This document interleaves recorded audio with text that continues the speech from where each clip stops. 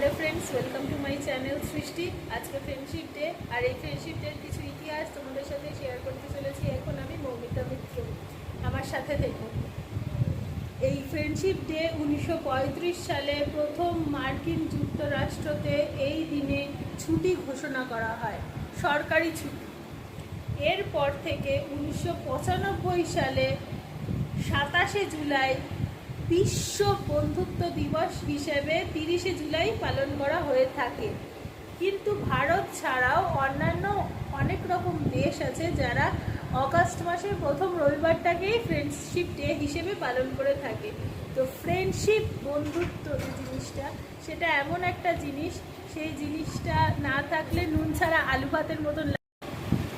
বন্ধুর অবদান আমাদের জীবনে অনেক। বন্ধু আমাদের জীবনটাকে রঙিন করে দিতে পারে, আবার বন্ধুই আমাদের জীবনটাকে কালো ফ্যাকাশে করে দিতে পারে।